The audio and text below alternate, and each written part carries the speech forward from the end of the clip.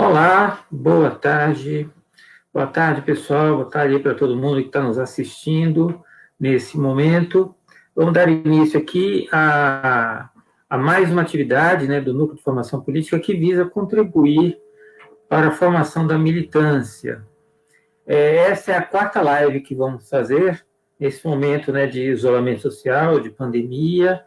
Então, a gente encontrou essa modalidade para continuar nesse processo de politização, de informação para a militância. Então, essa é a quarta live que nós vamos fazer, já fizemos 3, essa é a quarta, e há outras programadas, acompanhe aí nas nossas páginas, nas nossas redes, quais serão as outras. E a gente pede também que vocês curtam a página do Núcleo de Formação Política e também curtam a página do PSOL Londrina. E se quiserem, né, se somar nessa luta, nessa resistência antifascista que está instalada nesse momento, filiem-se ao PSOL e venha militar conosco. Hoje nós vamos ter a presença aqui, né, será o nosso palestrante, Jair Pinheiro. O professor Jair Pinheiro, ele é professor da Unesp de Marília, bem perto aqui de Londrina. Ele é o organizador, melhor dizendo, do livro Ler Althusser e também Marx, Crise e Transição. E é um dos pesquisadores do NEIUS, o Núcleo de Estudos de Ideologias e Lutas Sociais, da PUC de São Paulo. Jair Pinheiro irá abordar o tema o que é o materialismo histórico. Então, vou chamá-lo aqui para que ele se some conosco.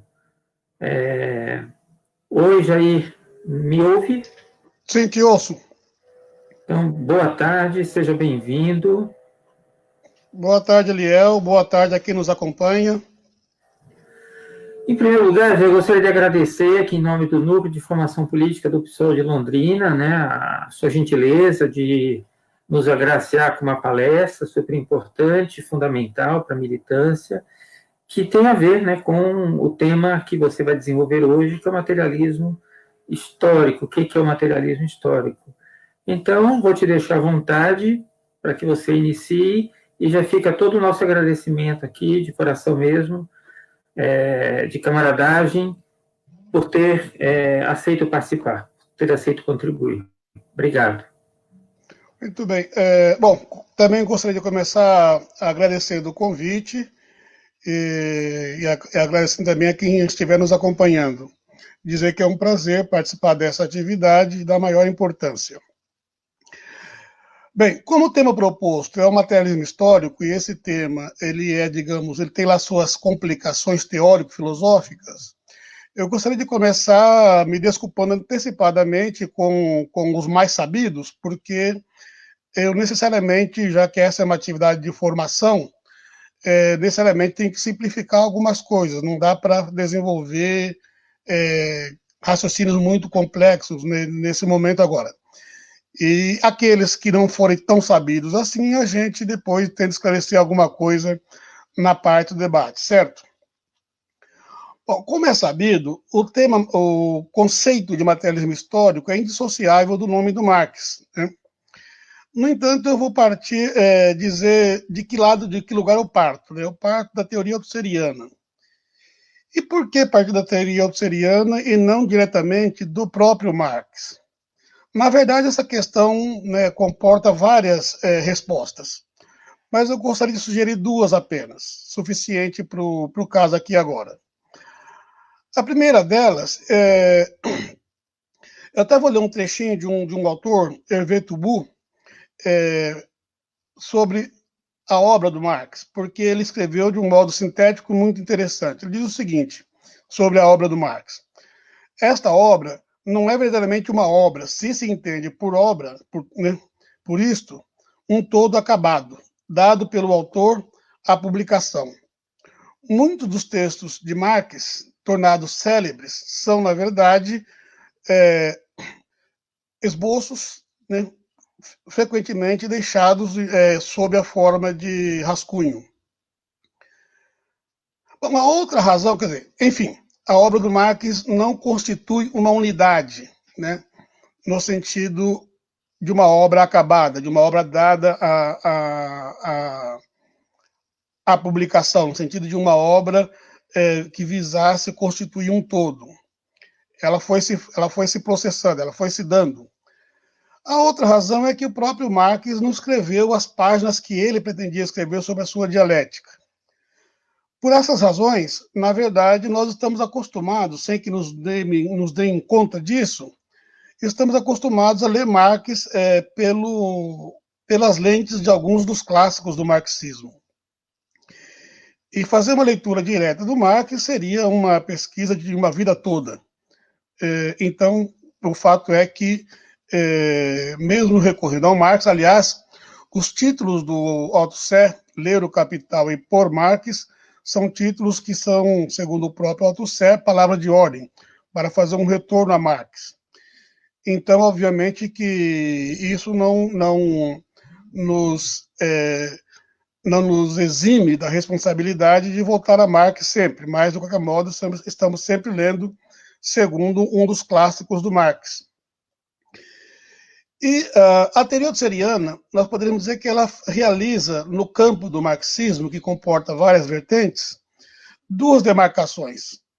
Uma teoria da história e uma proposta de renovação do marxismo baseada na tese do corte epistemológico, ou ruptura epistemológica. Enfim, no Brasil acabou se convencionando traduzir por corte epistemológico. Eu vou me dedicar mais a essa segunda temática, digamos assim. Porque, primeiro, é aquela que eu tenho mais me dedicado, inclusive eu coordeno um grupo de estudo aqui em Marília, chamado Grupo de Estudos Altusserianos. E segundo, porque existe, né, disponível para qualquer um, uma grande contribuição sobre a teoria da história do professor Décio Sais. Vocês podem encontrar no volume 3 de História do Marxismo no Brasil, e um texto que saiu, salvo engano, no número 1 da revista Crítica Marxista, que é Marxismo e História. Bom, dito isto, já que a proposta, né, e esta transmissão foi divulgada com o título que é Materialismo Histórico, eu também vou ler mais um trechinho de um texto do Althusser, para começar a desenvolver o assunto. Diz o Althusser o seguinte: a teoria marxista se define como contendo duas disciplinas teóricas distintas. Uma ciência, designada por sua teoria geral, o materialismo histórico, e uma filosofia, designada pela expressão materialismo dialético. Entre ambas disciplinas, né, há relações particulares. Não vou me deter muito nessas relações particulares, mas o fundamental para continuar com a leitura do próprio Althusser, é que essa disciplina materialismo histórico, ela se refere a uma mudança de problemática. Já eu falo sobre isso. Esta tese da ruptura ou do corte epistemológico tem provocado um incômodo, né? Um certo incômodo, o incômodo do elefante na sala. Não é o mesmo que o incômodo do bode na sala. O bode na sala ele incomoda pelo cheiro. O elefante incomoda pelo tamanho. Como ele é muito grande, é preciso muita dissimulação para não vê-lo. Então, eu tenho costumado dizer que essa ruptura é uma ruptura declarada pelo próprio Marx. Onde o Marx declara essa ruptura? O Marx declara essa ruptura num texto, por demais conhecido, todos citam, né? O famoso prefácio à Contribuição para a Crítica da Economia Política. Vou citar algumas, né, fazer 3 citações desse texto, que, salvo engano, é inequívoco o sentido de ruptura, né?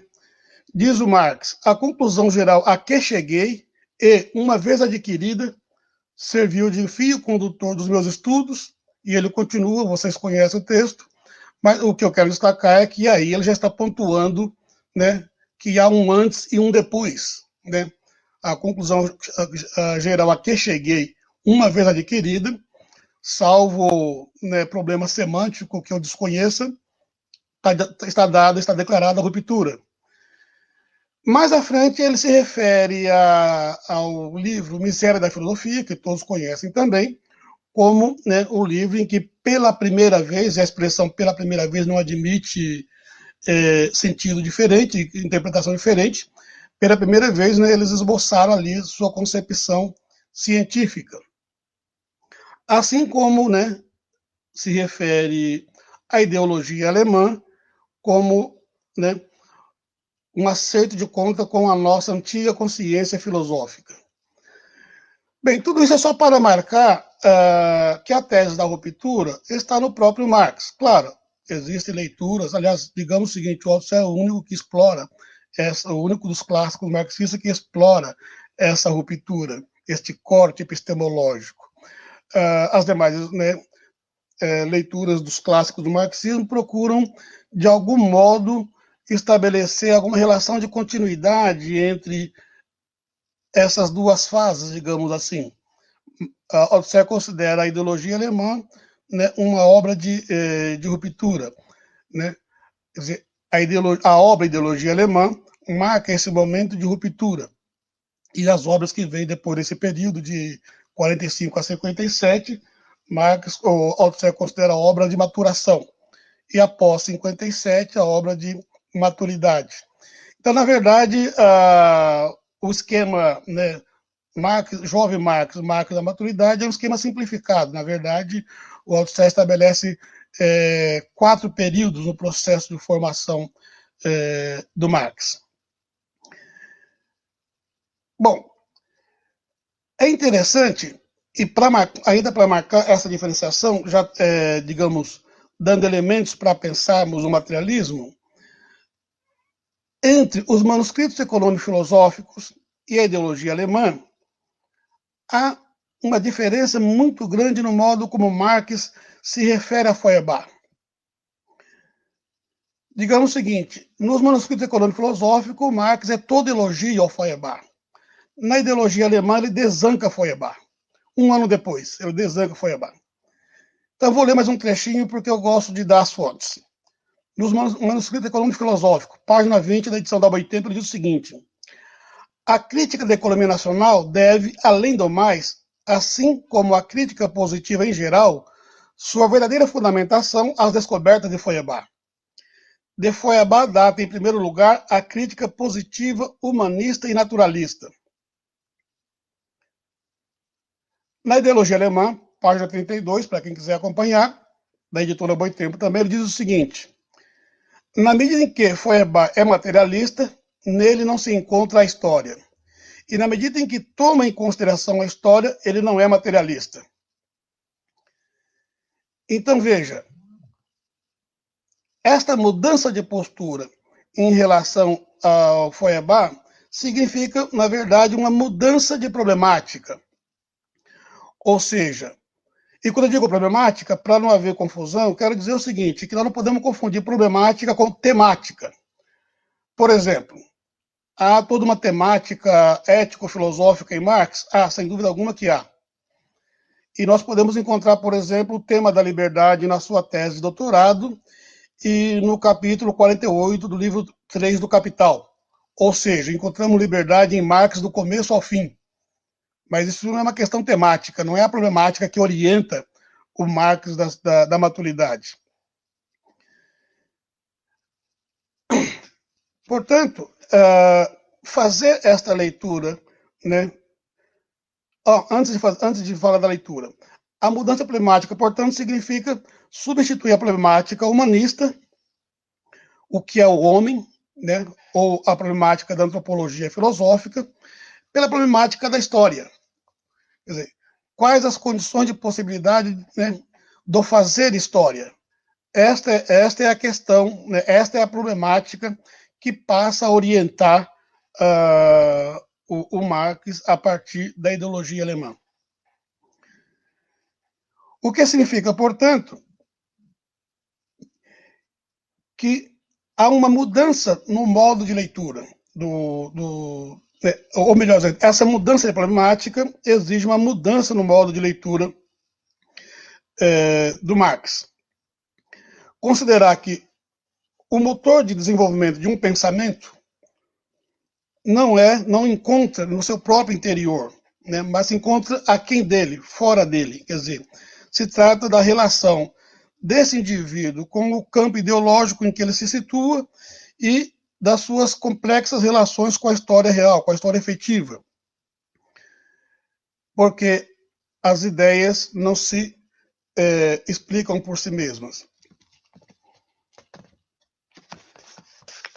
Bom, então, para responder à questão, né, ou melhor dizendo, para colocar a questão do como, de quais as condições para fazer história, o Marx, na ideologia alemã, coloca três condições, e eu sintetizo as três aqui, que eu acho que elas foram modificadas, foram aperfeiçoadas ao longo do seu processo de maturação, mas permanecem as mesmas, né?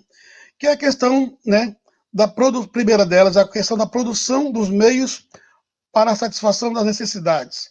Quer dizer, para fazer história, os homens têm antes que estarem vivos. E para estarem vivos, têm que produzir, né, os meios para a satisfação das suas necessidades. A ação e os instrumentos de satisfação dessas necessidades conduzem às novas necessidades. Esta é a segunda condição que aparece na ideologia alemã. E a terceira condição é que o processo de satisfação dessas necessidades, né,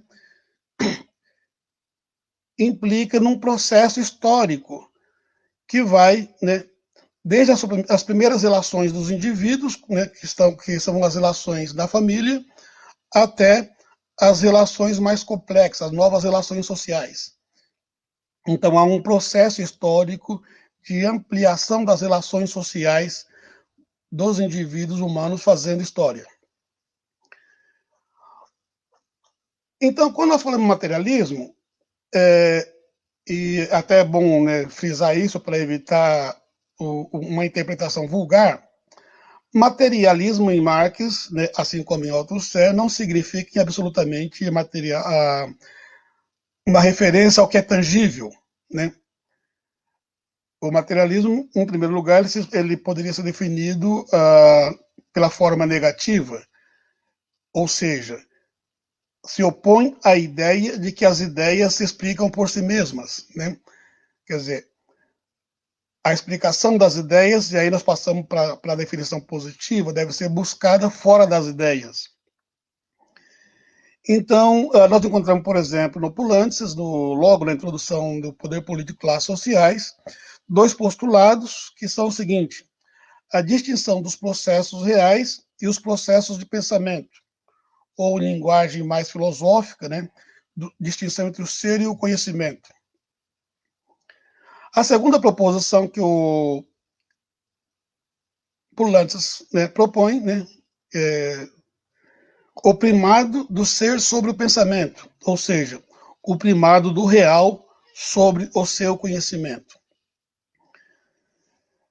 Vale dizer que essas proposições elas já aparecem em estado prático na introdução de 1857. A meu ver, deve-se acrescentar a essa proposição uma terceira, né, que é a de que o pensamento opera por totalização, ou seja, uma totalidade pressuposta, porque não é uma totalidade dada, mas um movimento de totalização, ou, nas palavras de Althusser, uma totalidade aberta. Então, nós temos a partir daí dois problemas teóricos, pelo menos. Um, que é se o objeto do conhecimento é exterior ao pensamento, ao conhecimento, ao processo de conhecimento, então nós temos uma questão que é como apreender, né, o real.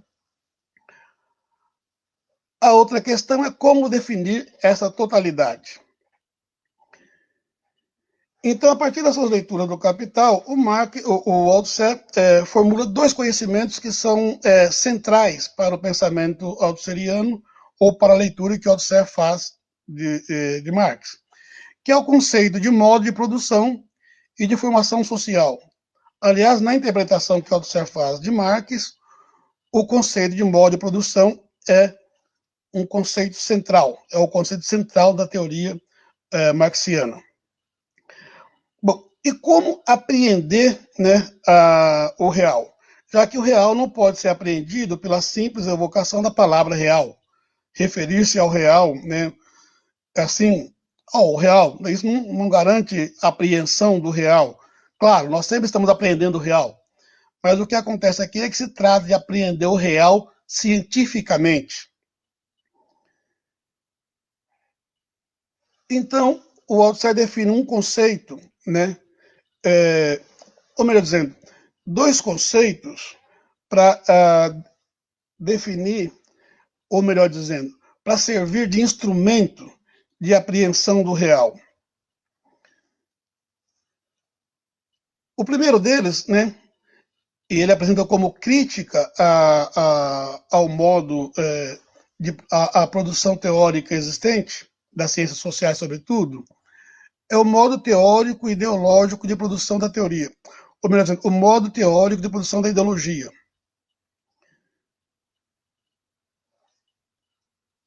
Eu vou ler um trecho do próprio Althusser, porque fica bem claro o que é que ele está dizendo, chamando de, né, por modo teórico de produção da ideologia.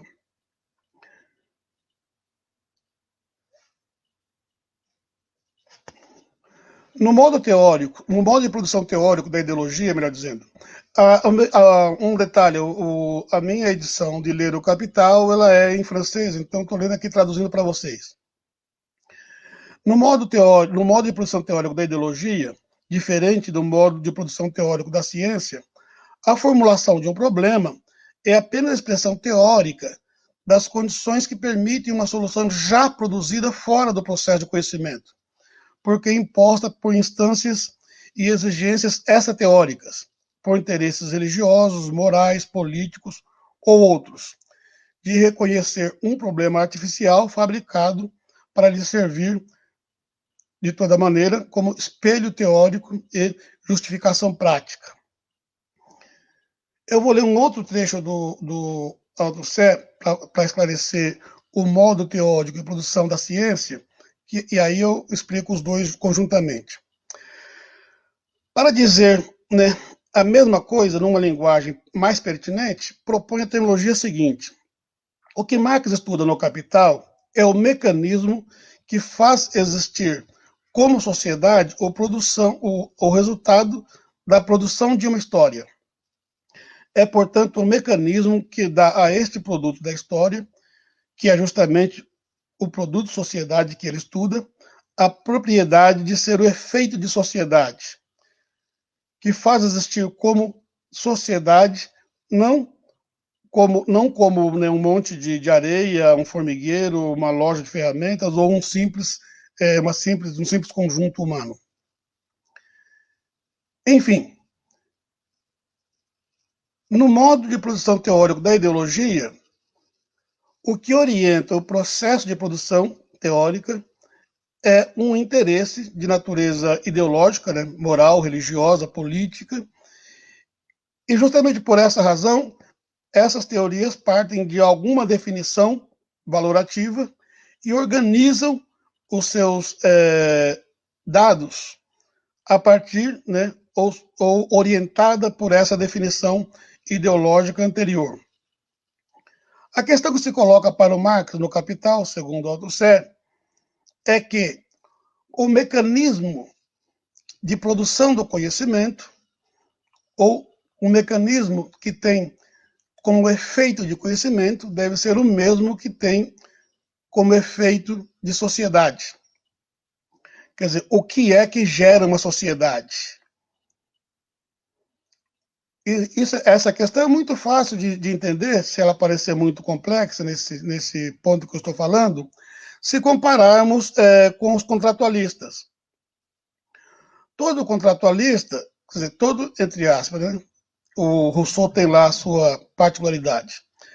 Mas todo contratualista concebe a sociedade, falando de um modo bastante genérico e esquemático, como um encontro de indivíduos livres e racionais. Ora, eles sabem, né, mesmo com o esforço do Locke para tentar encontrar na história esse momento, ele não oferece esse momento. no final das contas, é uma premissa lógica que serve para organizar, né, o pensamento e, consequentemente, a pesquisa empírica posteriormente. De tal modo que a sociedade nos aparece como uma reunião de indivíduos, ou um aglomerado de indivíduos, para usar uma palavra de um autor muito respeitado hoje em dia, que é o Bobbio. Não é isso que é uma sociedade, segundo Marx, nas palavras do Althusser. Uma sociedade, ela é efeito de um mecanismo que tem por efeito justamente uma sociedade. Este mecanismo é aquele também que opera no nível do pensamento como produzindo o efeito de conhecimento. Então, com isso, nós podemos entender o seguinte, relacionando com aquelas proposições iniciais, que o conhecer cientificamente, tomando como princípio que há uma distinção entre o conhecimento e o real, o objeto conhecido, e que há uma primazia do objeto sobre o conhecimento, significa, portanto, que a garantia da objetividade do modo de produção teórico da ciência está justamente em transformar em identificar este objeto de conhecimento, em identificar esse mecanismo cujo efeito é efeito de sociedade. O que é esse mecanismo cujo efeito é efeito de sociedade? Esse mecanismo é, na verdade, aquele que define os diferentes modos de produção na história, que são as relações sociais de produção. Quando eu digo que são as relações sociais de produção, é um parênteses importante. O Althusser, ele sempre usa relações de produção. E eu prefiro usar relações sociais de produção. Há uma formulação no Poulantzas, no Poder Político e Classes Sociais, que permite fazer essa distinção que eu estou fazendo aqui.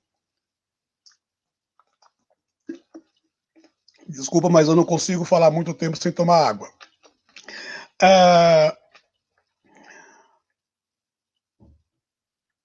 As relações de produção, tal como o Althusser se refere, na verdade, ela comporta dois conjuntos de relações. Aquelas relações que ocorrem no interior do processo produtivo, que podem ser chamadas especificamente de relações de produção, e aquelas relações que ocorrem extra, né, espaço produtivo, extra empresa, vamos chamar assim, porque não é só no espaço fabril, ocorre em toda a sociedade, mas tem como referência a produção e reprodução social. Então, por essa razão é que eu prefiro falar relações sociais de produção em vez de relações de produção. Veja, quando nós falamos em relações sociais de produção, nós estamos agora dando respostas para aquela pergunta que eu coloquei inicialmente. Quais as condições de produção da história? Ou as condições de possibilidade de produção da história? Os modos de produção são definidos por tipos, né, de relações sociais de produção. E o que define essas relações sociais de produção? Nós encontramos algumas passagens no Marx que permitem deixar claro que a distribuição dos instrumentos de trabalho é precedida pela distribuição dos indivíduos em relação aos instrumentos de trabalho. Ou seja, é a forma como os indivíduos são distribuídos em relação aos instrumentos, aos meios de produção, é que define um modo de produção. E, portanto, quando falamos em modo de produção capitalista, nós estamos falando em modo de produção que divide os indivíduos entre proprietários e não proprietários dos meios de produção. Bom, isso também ocorre no escravismo, ocorre na servidão, nas diversas formas de servidão. Também aí os indivíduos são distribuídos entre proprietários e não proprietários dos meios de produção. Mas esses indivíduos, nesses diferentes modos de produção, ingressam nessas relações segundo condições jurídicas diferentes, jurídico-políticas diferentes. O servo, ele é um sujeito, né, ele é considerado parcialmente capaz de atos de vontade. O escravo, ele é propriedade. E o trabalhador assalariado, ele é proprietário da sua força de trabalho. Então, portanto, quando nós falamos relações sociais de produção, nós estamos falando de uma relação que não se limita estritamente ao âmbito econômico. Nós estamos falando de uma relação de produção que implica a instância jurídico-política, mas implica a instância jurídico-política de um modo interno. O que eu quero dizer de um modo interno? Que eu quero dizer, concordando com Poulantzas, que o jurídico político, o econômico e o ideológico não são essências exteriores a si, entre si, e que entram em contato. Cada modo de produção tem uma forma particular de articulação dessas instâncias. Portanto, quando falamos de modo de produção, nós estamos falando, então, justamente de uma forma particular de articulação dessas instâncias. E com isso, né, eu respondo àquela questão anterior, que era a questão da totalidade. O que é a totalidade pressuposta ou aberta? São dois conceitos de totalidade em Althusser. O conceito de modo de produção, como eu acabei de explicar, né? E o conceito de formação social. O conceito de modo de produção é uma totalidade abstrata. Um objeto formal abstrato, para usar uma terminologia do Althusser. E o conceito de formação social designa uma formação social historicamente determinada. Por exemplo, o Brasil em 2020.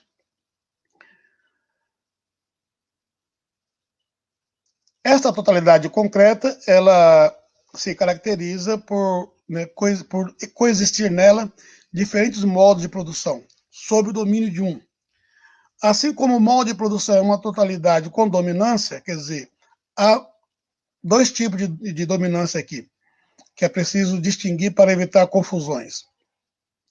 A dominância do todo sobre as partes, e por essa razão eu tenho preferido traduzir todo social com dominância, e a instância ou estrutura, como eu prefiro, que é dominante, né, no todo estruturado social, que é o modo de produção.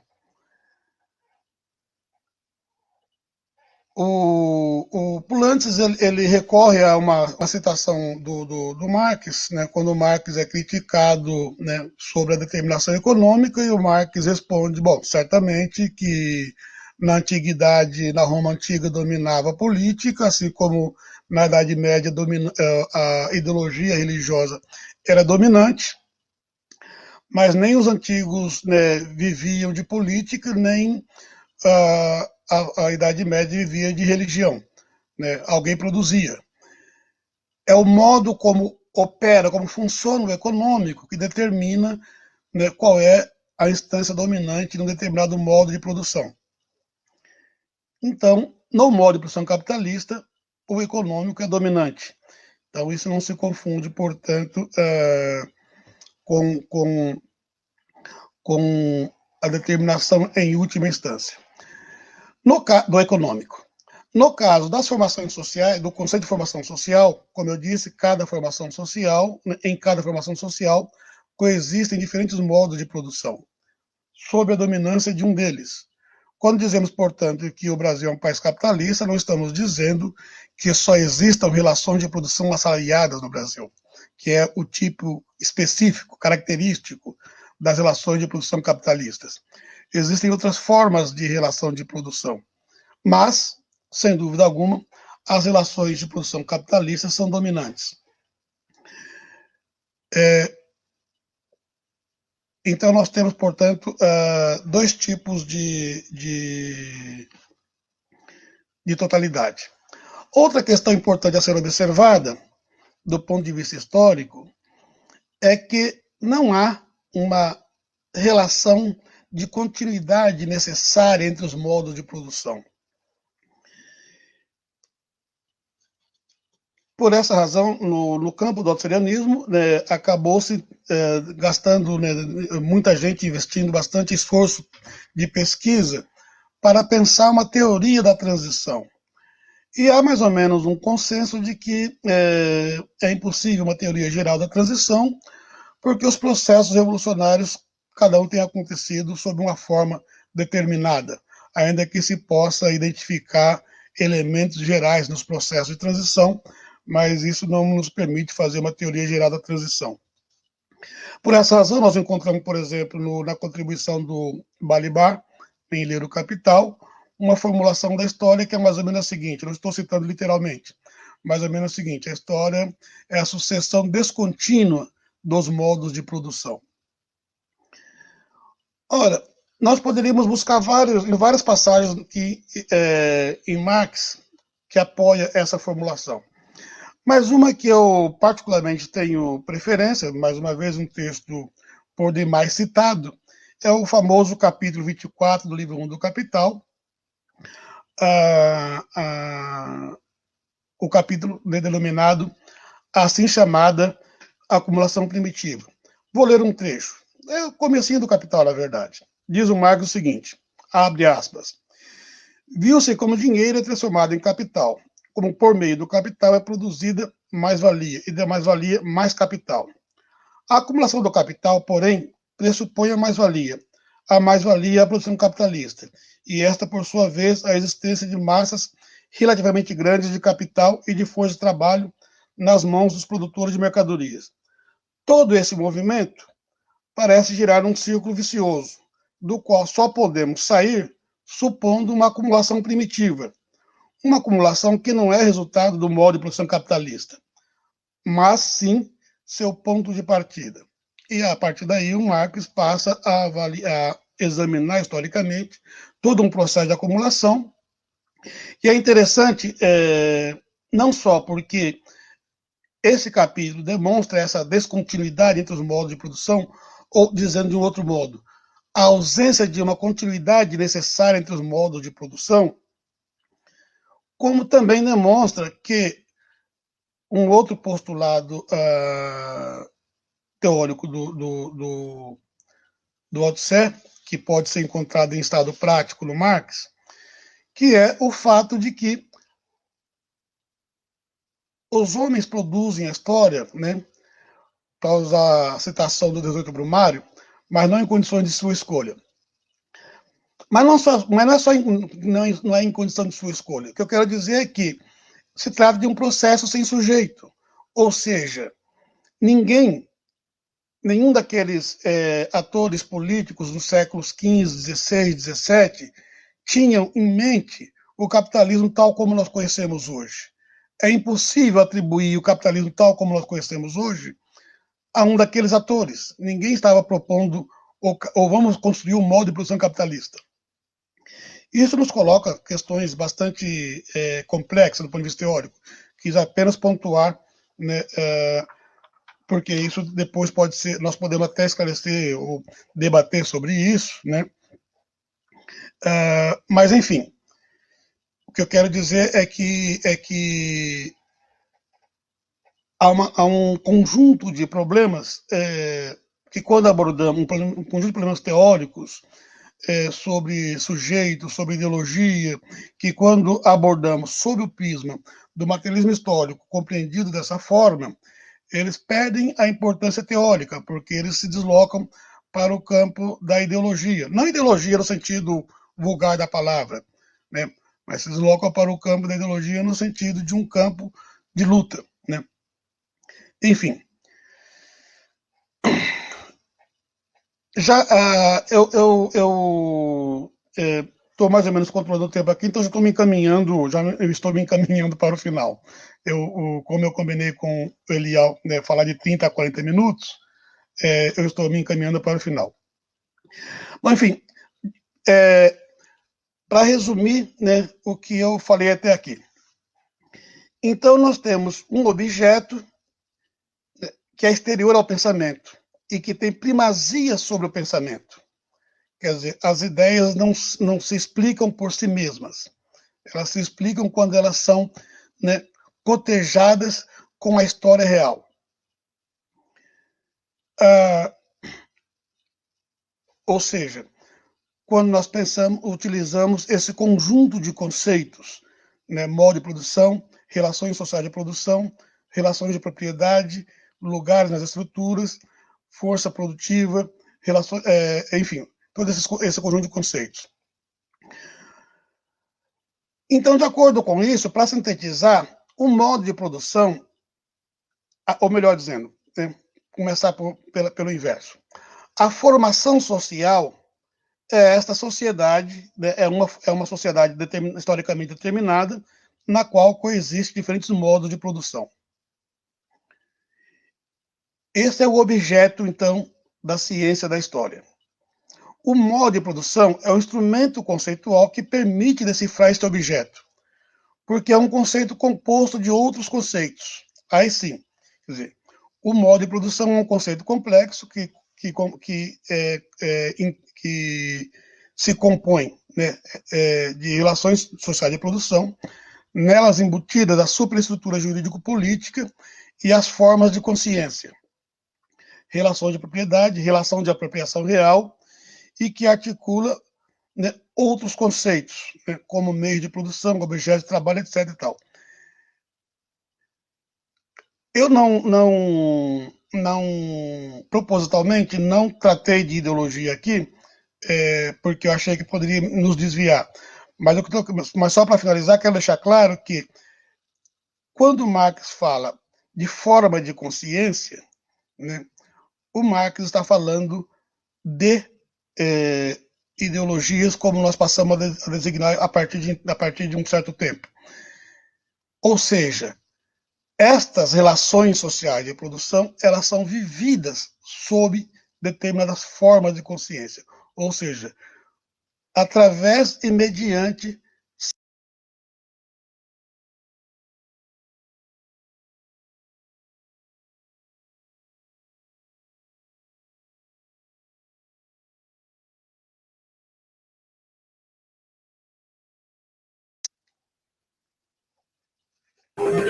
Oi, Jair, obrigado aí pela palestra inicial, muito boa, aliás, né, diga-se de passagem. É um tema difícil, né, explicar, porque o nível de abstração é grande. Enquanto o pessoal vai formulando, inclusive tem até um recado, na verdade, da Fabiana Koga. Que maravilha poder ouvir o professor Jair. Abraço de Fabiana Koga. Enquanto o pessoal vai pensando aqui, né, formulando, eu vou dar uma de aluno seu, aquele que procurou acompanhar seu raciocínio, né, a sua exposição, mas pintaram em algumas dúvidas, porque você pressupõe que o materialismo histórico, a ciência da história, né, ela se dedica a estudar nas formações sociais concretas, vamos chamar assim, os diversos modos de produção. É que, geralmente, no senso comum, e até mesmo dentro da academia, se compreende, por exemplo, que a formação social brasileira ela só tem o modo de produção capitalista, né? E aí eu pediria, né, para você o que seriam esses diversos modos de produção se a gente tomasse, por exemplo, a formação social brasileira. Bom, antes de tudo, obrigado a Fabiana, um abraço. Então, veja, há vários exemplos concretos, né? A menos que a gente adote uma postura etnocêntrica, as sociedades indígenas fazem parte da formação social brasileira. E ali, claro, em algumas delas até existem relações de produção capitalistas, mas seguramente na maioria delas não é a relação dominante. Certo? Quer dizer, na América Latina, isso é, digamos, muito evidente. Mas veja, a partir da Constituição de 88, se criou o Ministério Público do Trabalho, e o que o Ministério Público do Trabalho mais faz é o quê? É fazer a fiscalização, né, para impedir as relações de produção semi-escravas. Veja, então são dados, né, mas não são relações, claro que está subordinado ao capitalismo, claro que faz parte do movimento de acumulação do capital, mas aqui é preciso fazer a distinção conceitual entre relações sociais de produção, que designam um tipo de relação, e processo de acumulação. A acumulação não se dá apenas através das relações sociais de produção capitalistas. A acumulação também se dá, né, através de outras formas, ou sob outras formas de relações de produção. Então, muitas vezes, o que me parece é que as pessoas confundem essas duas coisas, movimento de acumulação com relações sociais de produção.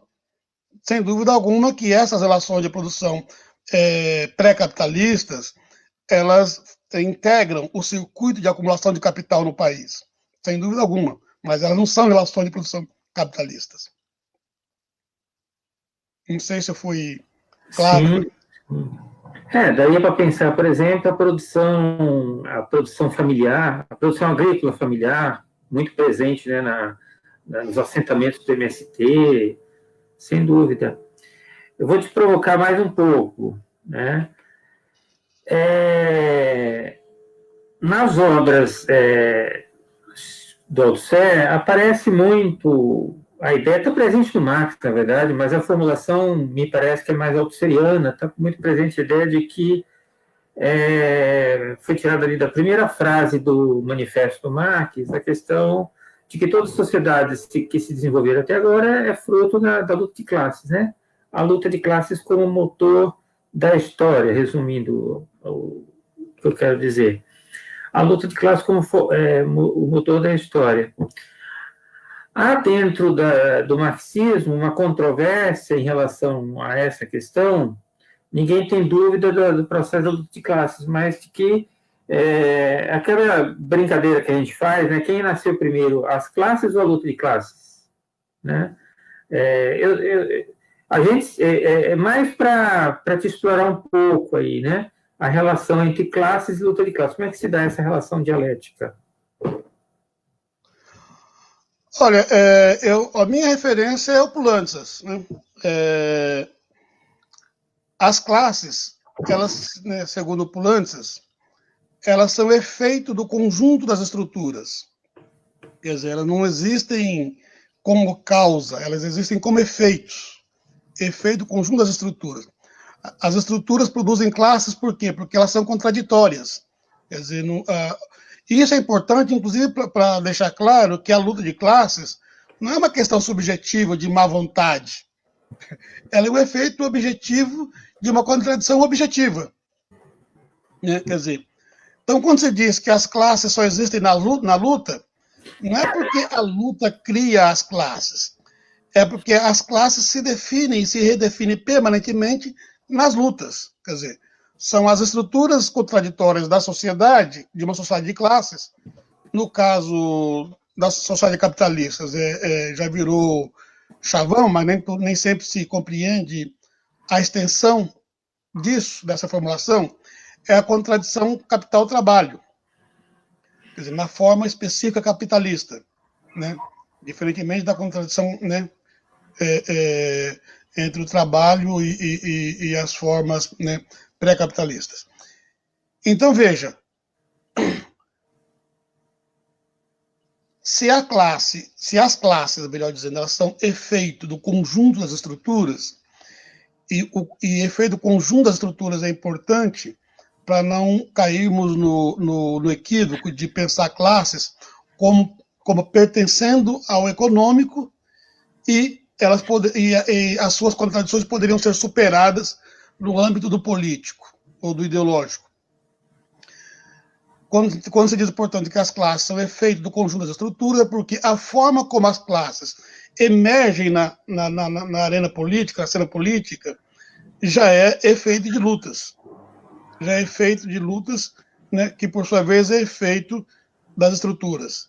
Então, há uma cadeia de efeitos, né, que tem como causa remota, vamos dizer assim, as estruturas.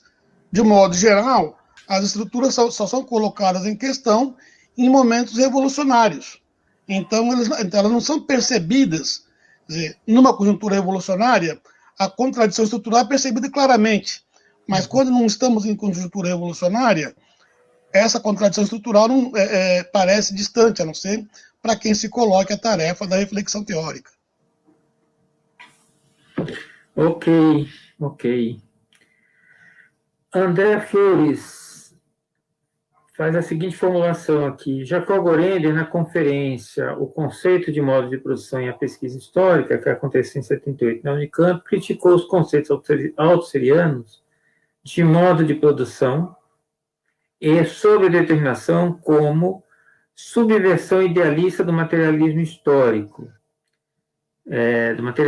Uma vez que o papel dominante da política e da ideologia seriam referentes somente à superestrutura, e a economia seria sempre a dominante no conjunto da formação social. Gorender também critica a distinção entre conceito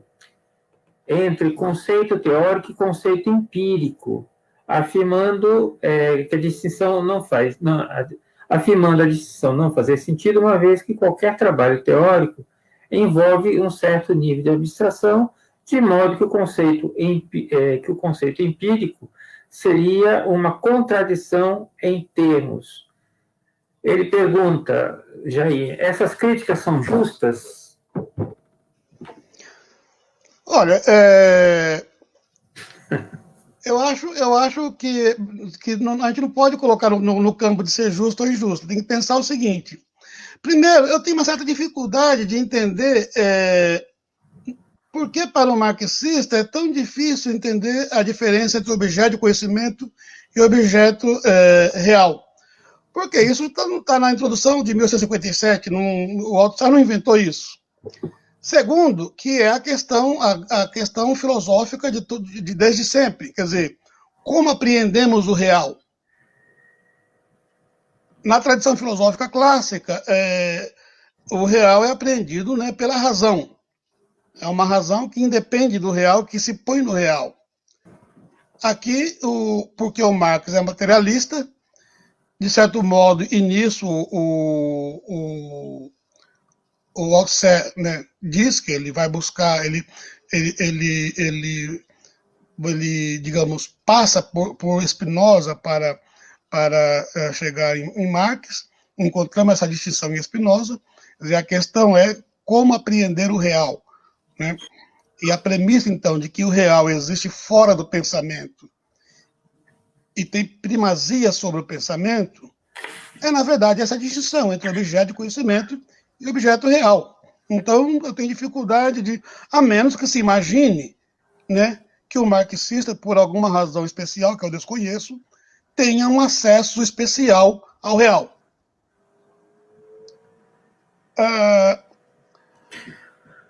A questão do conceito de modo de produção e da sobredeterminação. Me parece que esse conceito sobre determinação, ele está, digamos, ainda por ser melhor esclarecido. Tanto que também no campo do marxismo, só um minutinho que eu vou colocar a tomada no lugar.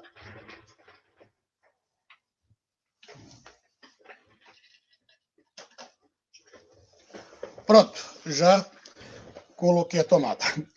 A bateria estava fraca. Há um jogo dialético que o Althusser procura resolver com o conceito. Há um jogo dialético entre as estruturas, o econômico, o jurídico, o político e o ideológico, que o Althusser procura resolver com o conceito de sobredeterminação. Por quê? Porque a determinação em última instância, como postulada pelo Engels, e o Althusser critica a solução proposta pelo Engels, exige uma resposta teórica. Como é que se trata disso? Como é que, se o econômico determinante em última instância, o que significa última instância? E, em geral, esses dois conceitos, né, são tratados de modo distinto, quando, na verdade, eles são complementares. Para simplificar, aqui quero dizer o seguinte, que o econômico determinante em última instância não é determinante em última instância no sentido, né, de chegar após o fim do expediente e dar o seu tom. É determinante em última instância porque toda ação requer instrumento econômico, requer instrumentos materiais. Não existe ação em abstrato. E é determinante em última instância porque é uma ação, ele é mediado. O que eu quero dizer que ele é mediado? É que o econômico ele é sempre apropriado pelas formas jurídico-políticas, né? Então, a sobredeterminação significa exatamente isto, né? Que a determinação do econômico é mediada pelo jurídico-político, né? Ou, para usar uma formulação do Polanyi que eu acho muito interessante para pensar essa questão, que é o conceito de efeito de isolamento. Na medida em que os indivíduos são constituídos como sujeito de direito, pessoas isoladas das suas lutas econômicas, todos os problemas econômicos, toda luta econômica passa agora a adquirir uma expressão política, né? Então e é por essa razão, inclusive, né, que o Polanyi vai dizer que a função, né, política do Estado sobredetermina a ideológica e a econômica. Então é esse jogo de mediação que se dá na prática, você pode observar empiricamente, que, para simplificar, né, há mais questões aí que merecem ser colocadas, mas o que eu quero dizer é isso, é que quando se fala de sobredeterminação, não se está falando de uma premissa externa, tirada do mundo das ideias, né, para dizer que é idealista. Não, está se falando de um jogo dialético que ocorre entre as estruturas, né, e que medeia, né, e que a ação numa estrutura é mediada pelas outras estruturas. Ou, para usar uma expressão que eu usei num artigo que eu escrevi, esse jogo dialético significa o seguinte, que a ação em cada uma das estruturas toma os elementos das outras estruturas como instrumentos de ação. Quer dizer, não se atua no econômico sem categorias jurídico-políticas e ideológicas. Assim como não se atua no campo da ideologia sem instrumentos econômicos, né? Então, esta relação, eu acho que ela merece ser, essa relação de mediação entre as estruturas, merece ser melhor desenvolvida. Eu não estou oferecendo aqui agora uma formulação acabada, eu estou apenas oferecendo um caminho para se pensar por que esses conceitos são procedentes. Valeu, Jair. O Lucas Barbosa Pelissari fala o seguinte, o fundamental teórico que Jair discute parece estar situado numa fase da obra do Althusser anterior à formulação dos aparelhos ideológicos. Nesse contexto, pergunta ele, como é possível pensar o papel da escola e outros aparelhos? Por exemplo, são permeados pela luta de classes? Não são permeados? São permeados? Né? Como é que você pensa isso? Ele diz que há críticas, por exemplo, à teoria de Baudelaire-Stabler, acho que é isso, no sentido de que exclui a luta de classes da análise da escola. Uma boa questão. Veja, primeiro, eu acho que quando nós pegamos o texto Ideologias e Aparelhos Ideológicos de Estado, a última parte que se trata especificamente da ideologia, o que tem ali de formulação teórica é perfeitamente compatível com o anti-humanismo teórico, o penúltimo, na verdade, ensaio de Paul Marx, que o último é um textinho pequeno chamado Notas para o Humanismo Real, só não me engano o título é esse. Então há uma perfeita, digamos, coerência teórica entre essa parte de ideologia e aparelhos ideológicos de Estado e o texto de Paul Marx. Agora, é preciso considerar o contexto histórico, né? A obra está num contexto. A escola que o Althusser se refere é a escola francesa da década de 60. Eu não sei se o Althusser descrevendo hoje diria o mesmo. E mesmo fora da França, mesmo nos anos 60, seria discutível, se nós pensássemos no Brasil, na formação social brasileira, se a escola seria o principal aparelho de Estado no Brasil dos anos 60. Então, pensar qual é duas coisas. Uma, pensar qual é o principal aparelho de Estado tem que ser colocado, o aparelho ideológico, tem que ser colocado no contexto histórico. Eu arriscaria dizer hoje, mas precisa de pesquisa para afirmar isso com segurança, eu arriscaria dizer que hoje a mídia é esse aparelho ocupa esse lugar de primazia entre os aparelhos ideológicos. A outra questão é a seguinte: há luta de classe no aparelho ideológico escolar? Há um conjunto muito grande de pesquisadores dizendo que há. Não preciso nem, né? Pode recorrer ao Saviani, ao Gadotti, tem um colega da Unicamp, cujo nome me escapa agora, Cassim, enfim. Mas para não me apoiar apenas nos colegas que pesquisam educação, eu diria o seguinte: há uma tese do Althusser, que é compreendida como uma autocrítica, não sei até que ponto é uma autocrítica, que pode ser aplicada à educação. Ele diz o seguinte, né? A filosofia é luta de classes na teoria. Ora, se há uma luta de classes na teoria, é de se supor que essa luta de classes na teoria não ocorre só nos altos escalões. Ela desce até, né, o chão da escola. Agora, obviamente que a luta de classes aí não pode ser, a forma da luta de classes aí se dá no campo da ideologia, né? Não pode ser confundida com a luta de classes no chão de fábrica. Fazer essa transposição mecânica seria muito problemático e com consequências ruins.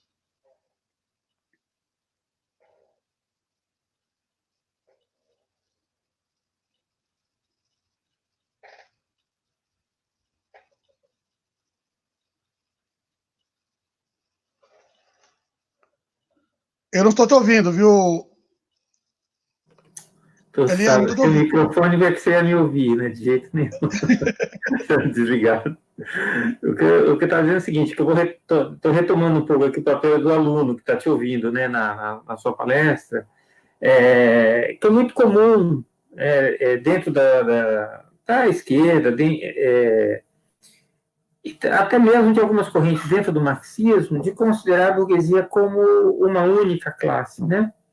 E a gente sabe que, principalmente o Pulantzas, ele vai trabalhar com a questão das frações, né? A divisão da burguesia em frações. Aí o que eu te perguntaria, pediria, né, para você explicar um pouco para nós o que são essas frações e como que se chega a essa divisão, né, da burguesia entre frações. Não sei se ficou clara a ideia, né? Você pensar a burguesia como se fosse uma coisa só, e por que o Pulantzas prefere trabalhar com a ideia de frações e qual a importância da luta política em relação a isso? Veja, quando eu falei de classes, e quando Marx fala, por exemplo, classes fundamentais do modo de produção capitalista, ele está utilizando justamente o critério do lugar, né, de proprietário e não proprietário. esse é um critério geral, né? Esse é o critério que define proletário de um lado e burguesia do outro lado. Mas Marx nunca disse que a classe burguesa fosse homogênea, né? O professor Décio Sais chama a atenção para um aspecto que eu acho fundamental, que é o seguinte: o único interesse comum da burguesia, e isso a torna uma classe só, são as condições gerais de exploração dos trabalhadores, da classe trabalhadora. Daí para frente, há diferentes critérios de fracionamento. Nós conhecemos, né, vários colegas pesquisadores, o próprio professor Décio Sais, o Armando Boito, que já esteve aqui numa live com vocês, o Danilo Marticelli, Francisco Farias, para citar alguns, não são todos, que vem discutindo essas questões, são os critérios de definição de classe, de fracionamento de classe. Esses critérios, eles são econômicos, mas eles são simultaneamente políticos, né? Quer dizer, não há uma fixidez de critérios econômicos que definem a constituição de uma fração de uma classe. O fundamental é saber se essa classe tem efeitos pertinentes na cena política e na conjuntura. E isso depende muito mais da sua organização política.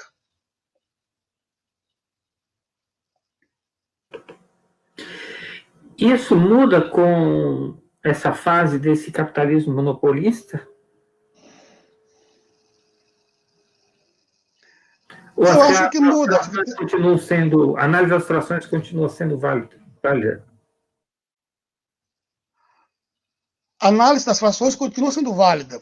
O que muda é que as frações, se o critério de fracionamento, vamos dizer assim, não é estritamente econômico, se ele também é político e ideológico, a mudança de conjuntura, a mudança das condições de acumulação, o rearranjo no plano, um reposicionamento das classes dominantes de uma formação dependente na cadeia imperialista, altera, né? E a conjuntura brasileira é isso. Nós vimos o golpe de 16 foi um deslocamento no interior do bloco no poder. E mais uma vez, né, para continuar com a conjuntura brasileira, veja que houve, né, conflitos em como, né, tratar o desdobramento do golpe no interior do bloco no poder. Este conflito em nada alterou o consenso entre eles, entre as classes dominantes, entre as burguesias brasileiras, sobre a reforma trabalhista e a reforma da Previdência. Quer dizer, no que se refere às condições gerais de exploração da classe trabalhadora, eles têm consenso pleno, né? Não quer dizer que eles tenham consenso em tudo. Ok, então aí quer dizer, você está pensando a partir do golpe que há um deslocamento, porque antes do golpe, como é que isso, assim, eu sei que está talvez surgindo um pouco do tema, mas na verdade está dentro do tema, né, porque você está utilizando o método do materialismo histórico para explicar explicar a realidade brasileira, pelo menos a mais recente, né? Uhum.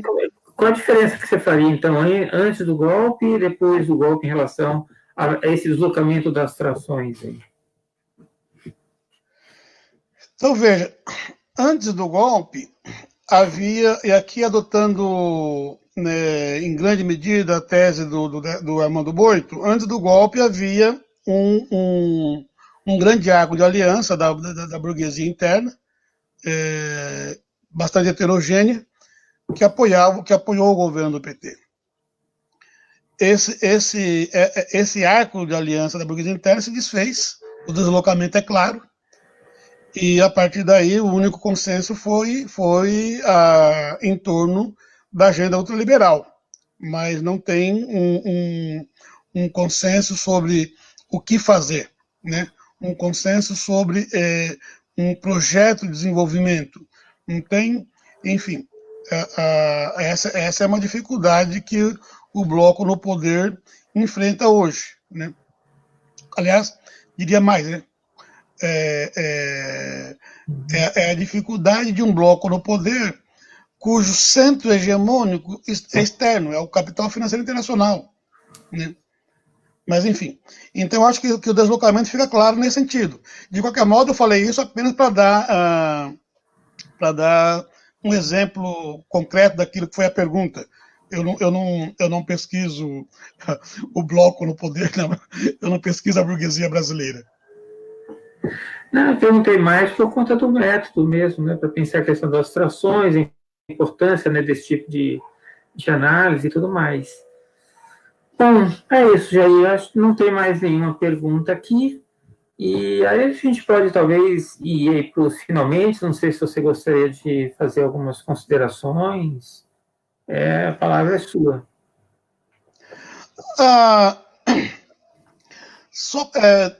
Não sei o quanto ficou claro, mas já que nesse final queria dizer o seguinte, já que eu me propus a tratar mais da questão epistemológica.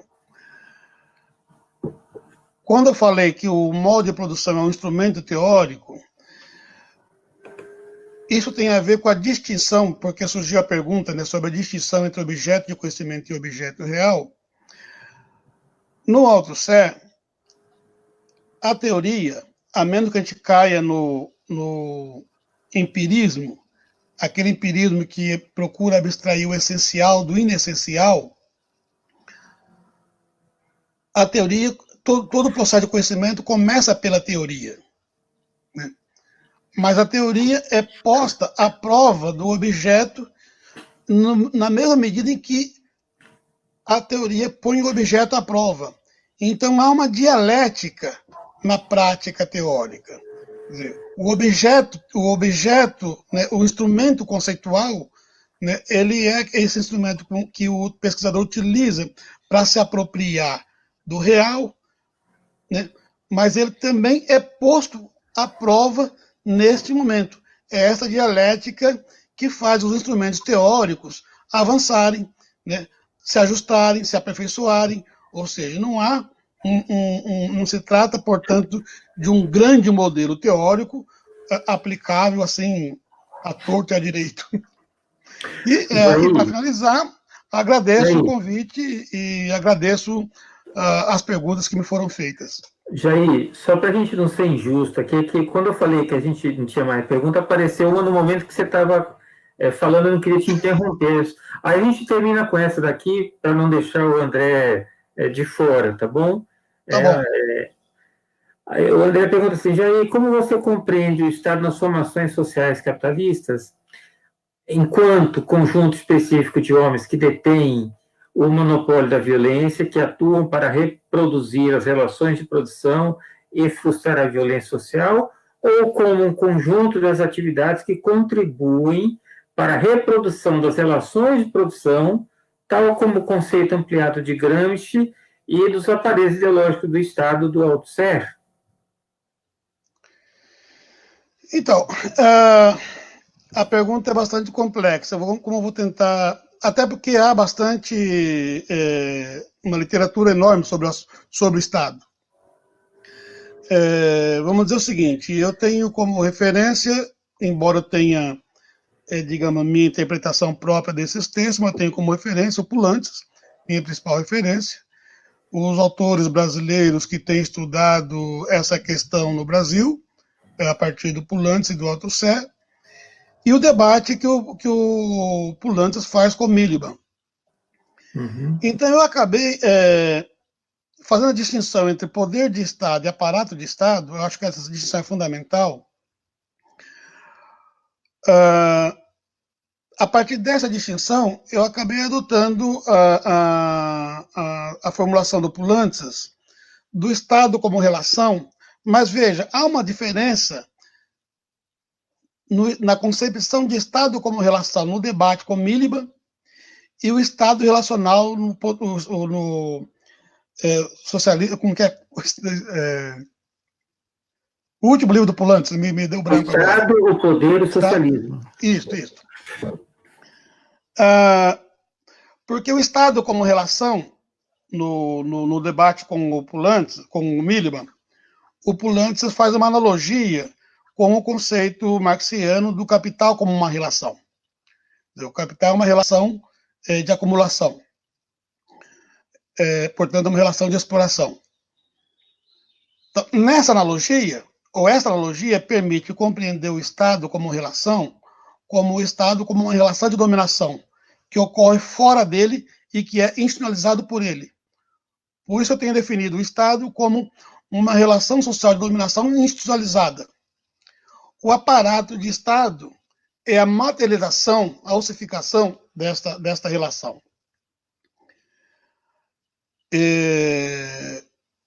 Por isso é que não se pode confundir poder político, o poder de Estado, poder político de Estado, que é o poder das classes dominantes, com o aparato de Estado. Né? Isso, o André não perguntou, mas está dentro do contexto, poder dizer o seguinte: isso nos permite, por exemplo, pensar a política hoje, inclusive como crítica da democracia. Porque, veja, em uma eleição não está colocado o poder de Estado. Não está em causa o poder de Estado. Está em causa quem vai ser eleito para gerir o aparato do Estado. Se temos claro isso inclusive evita certas ilusões. Né? Quer dizer, eu costumo brincar em sala de aula, não adianta eleger a mim, que não vai dar nada. Porque entendeu? Não está em causa o poder de classe, o poder de Estado, enfim. O poder de Estado é o poder de classe. Então, essa distinção é fundamental. Se tivermos clara essa distinção, aí nós podemos desdobrar daí várias coisas, né? A partir do próprio Poulantzas. Mostrar, por exemplo, que a própria configuração do aparato de Estado, de uma determinada formação social, expressa a correlação de força entre as classes. Por que nós, hoje, não temos o Ministério do Trabalho? Por que o Ministério do Trabalho foi criado pelo Vargas e hoje não tem Ministério do Trabalho? A resposta para essa pergunta adequada só pode encontrar nessa relação, nessa correlação de força entre as classes. Tá bom?